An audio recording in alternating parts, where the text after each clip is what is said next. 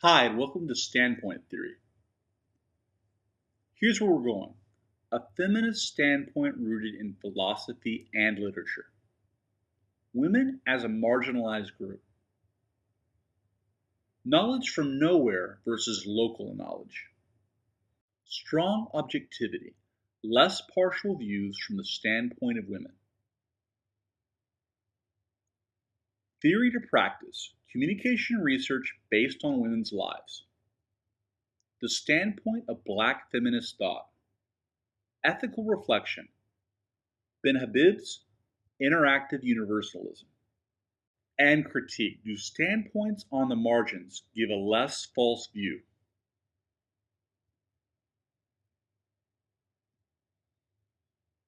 A standpoint is a place from which to critically view the world around us. Sandra Harding and Julia Wood claim the social within which we are located powerfully shape what we experience and what we know, as well as how we understand and communicate with ourselves, others, and the world. Wood regards all perspectives as partial, but she insists that some standpoints are more partial than others, since different locations within different social hierarchies affect what is likely to be seen. Women's location on the margin of society does not confer a feminist viewpoint. Hegel analyzed the master-slave relationship to show that what people know about themselves, others, and society depends on which group they are in. Masters, backed by established structure of their society, have the power to make their view of the world stick.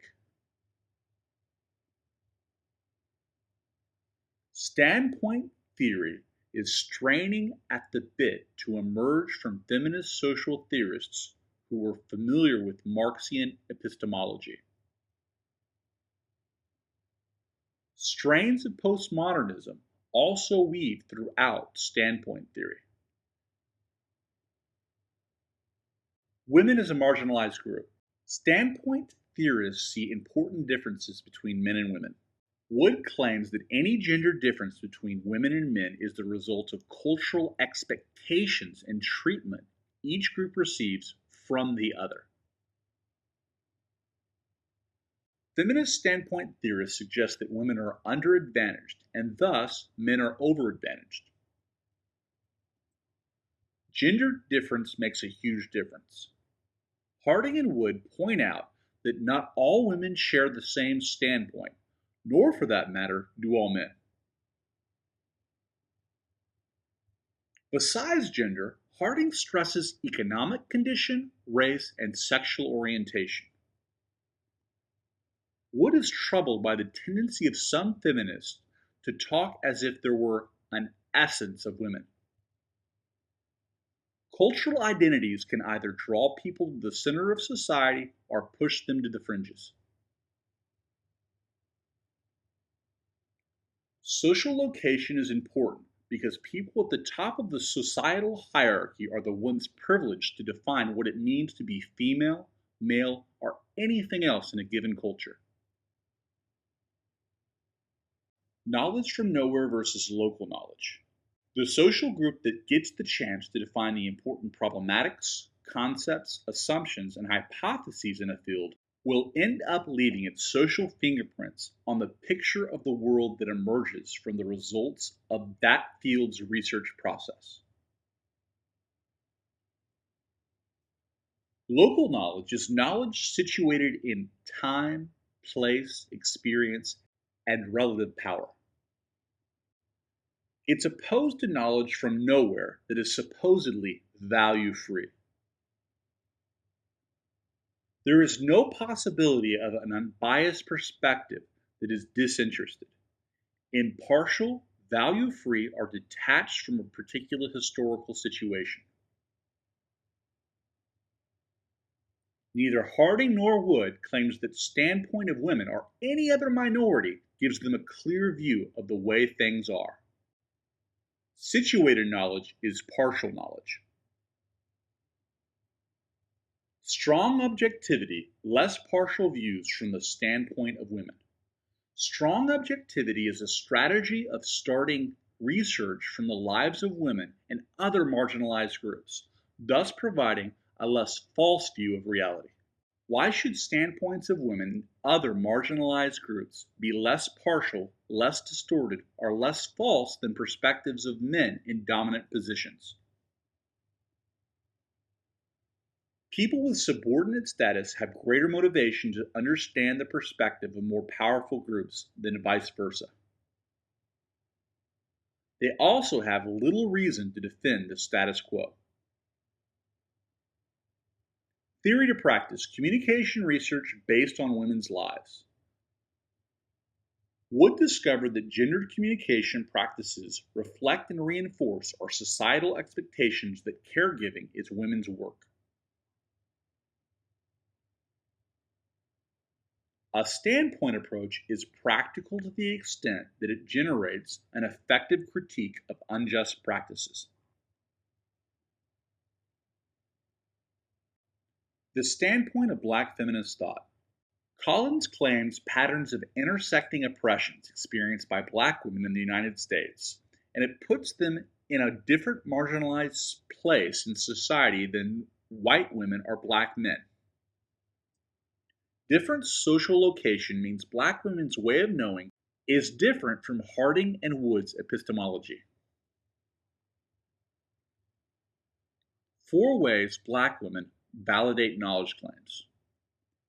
Lived experience as a criterion of meaning. The use of dialogue in assessing knowledge claims. The ethic of caring. The ethic of personal accountability. Ethical reflection. Benhabib's interactive universalism. Sila Benhabib maintains that a universal ethical standard is a viable possibility. Field's force of 3 major attacks on Enlightenment rationality: postmodern critique, communitarian critique, and feminist critique. In the postmodern critique, she appreciates the postmodern insistence that the moral point of view is an accomplishment rather than a discovery. But she is not content with seeing the swan song of normative thinking in general.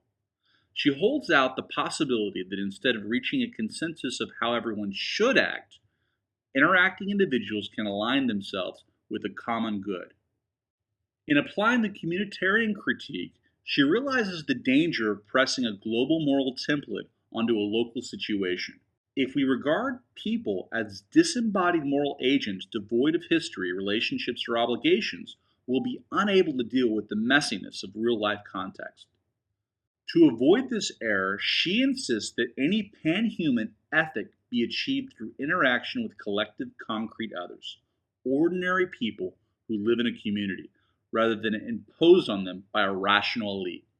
In applying the feminist critique, many feminists agree that women's experiences and the way they talk about them are different from men's. But typical of rationalistic approaches, Habermas virtually ignores gender distractions. His conception of discourse ethics speaks to issues of political economic justice in the masculine-dominated public sphere. He regulates the activities to which women have historically been confined: rearing children, housekeeping, satisfying the emotional and sexual needs of the male, tending the sick and elderly, to the private sphere where norms of freedom, equality, and reciprocity don't seem to apply. Because of its emphasis on open dialogue, to which no topics are regarded as trivial, interactive universalism would avoid privatizing women's experiences. Critique. Are standpoints on the edge less false? As proponents become more specific about standpoints from which particular women communicate, the concept of group solidarity at the heart of standpoint theory becomes questionable. Feminist scholars are concerned with Harding's version of standpoint theory that underestimates the role language plays in expressing one's sense of self and view of the world. Some critics regard the concept of strong objectivity as inherently contradictory. So, to review our discussion of standpoint theory, we discussed a feminist standpoint rooted in philosophy and literature, women as a marginalized group, knowledge from nowhere versus local knowledge, strong objectivity, less partial views from the standpoint of women, theory to practice, communication research based on women's lives, the standpoint of Black feminist thought, ethical reflection, Benhabib's interactive universalism, and we ended with critique. Do standpoints on the margins give a less false view?